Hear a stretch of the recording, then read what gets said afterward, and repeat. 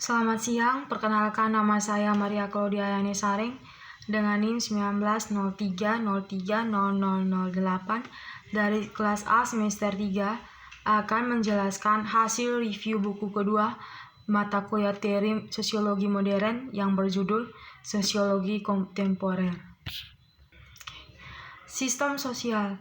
Titik awal yang mendasar adalah konsep sistem aksi sosial, yaitu interaksi antar individu yang terjadi dalam kondisi di mana memungkinkan untuk memperlakukan proses interaksi sebagai suatu sistem dalam pengertian ilmiah dan tunduk pada urutan analisis teoritis yang sama yang telah berhasil diterapkan pada jenis sistem lain dan ilmu lain. Sistem sosial hanyalah salah satu dari 3 aspek penataan dari sistem aksi sosial yang sepenuhnya konkret. 2 lainnya adalah kepribadian sistem aktor individu dan sistem budaya yang dibangun di dalamnya tindakan. Masing-masing dari ketiganya harus dianggap sebagai fokus independen dari pengorganisasian elemen-elemen sistem aksi yang dalam arti tidak ada salah satunya secara teoritis dapat direduksi menjadi suku-suku salah satu atau kombinasi dari 2 lainnya. Pengantar teori sosial dan struktur sosial. Sejarah teori mencakup masa yang jauh lebih besar konsepsi yang jatuh ketika dihadapkan dengan uji empiris.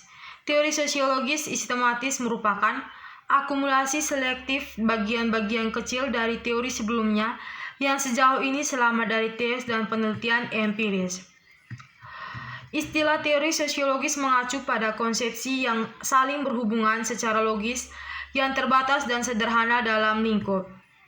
Teori-teori menengah hipotesis kerja kecil yang berkembang dalam keberlimpahan selama rutinitas penelitian hari demi hari dan spekulasi inklusif yang mencakup skema konseptual utama yang diharapkan untuk memperoleh sejumlah besar kesatuan perilaku sosial yang diamati secara aktual. Teori negara. Teori baru negara ini berasal dari akar Marxis, tetapi mendasarkan pada gagasan bahwa tidak ada yang seperti teori kapitalis yang berbelit-belit dan koheren dari negara. Tetapi tantangan terhadap rezim yang diajukan oleh hak pasar bebas yang baru justru menghasilkan 2 tanggapan lainnya. Pertama, ada desakan terhadap teori negara Marxis bahwa di mana secara mendalam tertanam rezim demokrasi sosial akan mampu menahan hak baru dan pengangguran massal yang di mana-mana menemani munculnya kembali kecenderungan krisis yang parah dalam kapitalisme. Kedua, ada desakan terhadap para pemegang teori pasar bebas bahwa intervensi negara dalam perekonomian belum tentu tidak efisien, inflasi, dan lainnya. Masyarakat sebagai interaksi simbolis. Interaksi simbolis memaksudkan karakter interaksi yang khas dan berbeda seraya terjadi di antara manusia.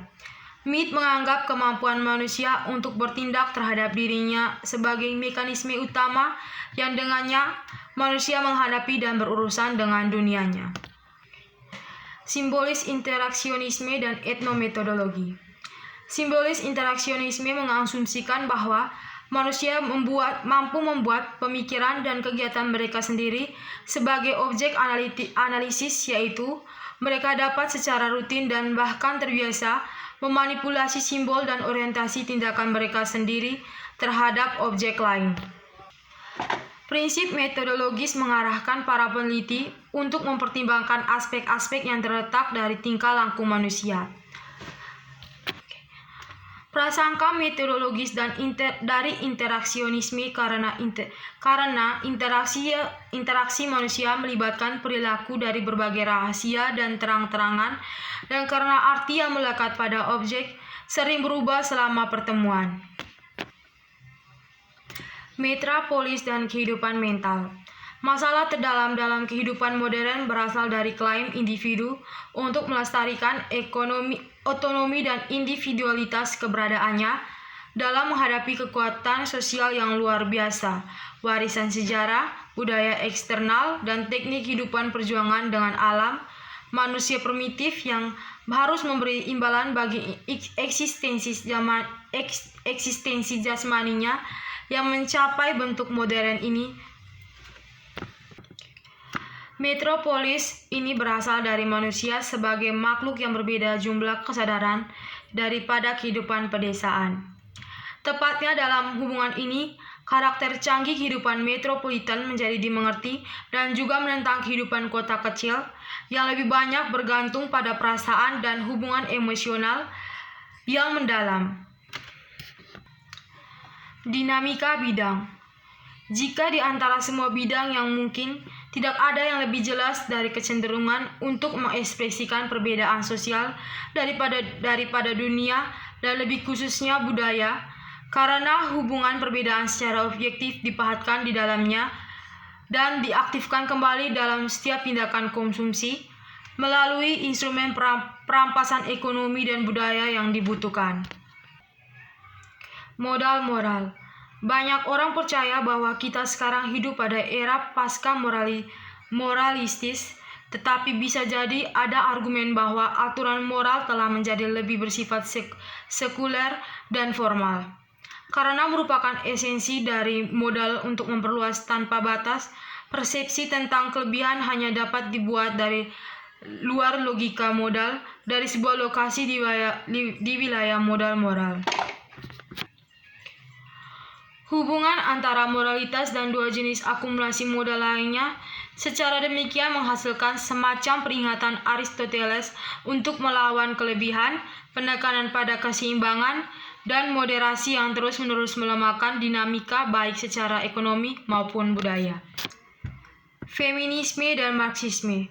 Feminisme merupakan sistem gagasan dan praktik-praktik yang didasari oleh prinsip kesetaraan antara perempuan dan laki-laki.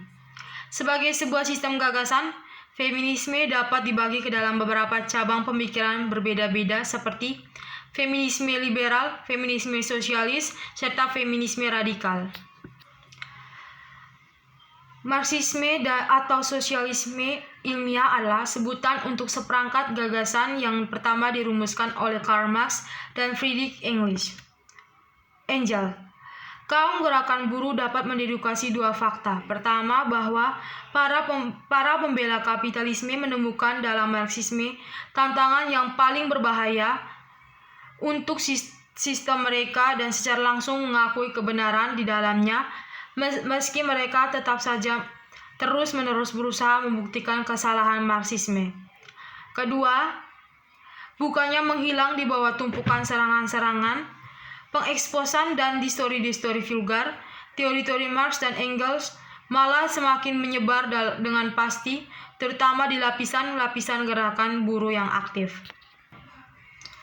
Reformasi Foucault atau kritik terhadap tesis kontrol sosial.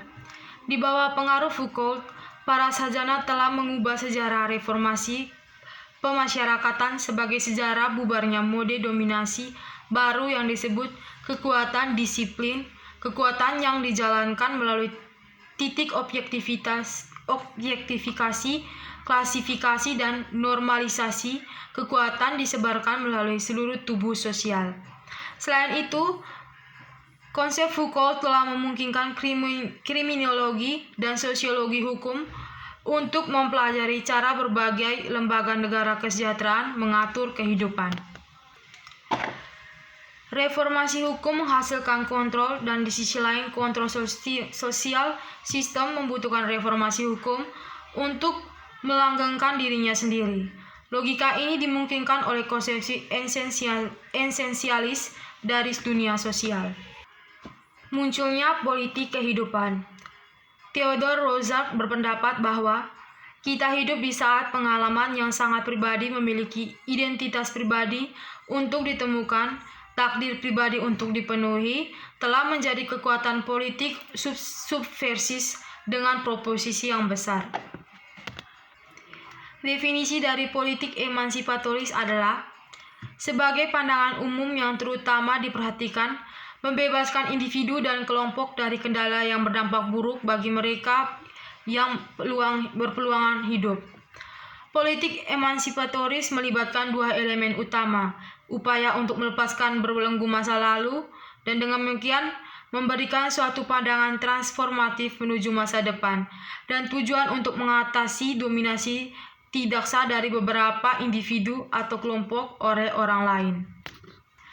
Ada 3 pendekatan keseluruhan dalam politik modern, yaitu radikalisme, liberalisme, dan konservatisme. Para pemikir seperti ini hanyalah kaum radikal yang telah berupaya membebaskan individu dan kondisi sosial dalam hidup secara lebih umum yang dibatasi praktik dan prasangka yang sudah ada sebelumnya. Kosmopolitanisme dan masa depan demokrasi, politik, budaya, dan diri. Ada pandangan bahwa tanpa budaya kosmopolitan yang kuat secara politik, masyarakat sipil global dan lembaga kosmopolitan akan tetap menjadi dunia di belas kasihan yang di kepentingan negara bangsa dan pasar ekonomi. Pemerintah kosmopolitan dipandu oleh prinsip otonomi akan berusaha untuk mencapai tingkat keterkaitan yang baru untuk menyesuaikan dengan dunia yang semakin global. Kosmopolitanisme sebagai ide budaya perlu diartikan bahwa dengan kemampuan hidup bersamanya perbedaan dan rasa hormat yang sehat untuk keanehan. Artinya, kebutuhan kosmopolitanisme untuk dibayangkan secara diskursif dan emosional. Orientalisme laten dan manifest. Orientalisme memiliki identitas kumulatif dan korporat yang sangat kuat, mengingat asosiasinya dengan pembelajaran tradisional lembaga politik. Hasil dari orientalisme adalah semacam konsensus hal-hal tertentu, jenis pernyataan tertentu, jenis pekerjaan tertentu yang tampaknya benar oleh orientalis. Orientalisme bukan hanya doktrin positif tentang Timur yang ada pada satu waktu, tetapi juga merupakan tradisi akademis yang berpengaruh. Identitas budaya dan diaspora. Identitas budaya yang terbentuk dalam kehidupan suatu masyarakat akan mempengaruhi persepsi diri setiap anggota dalam masyarakat. Bagaimana mereka memandang diri mereka, bagaimana mereka bersikap dan bertingkah laku, sangat dipengaruhi oleh identitas budaya mereka sendiri.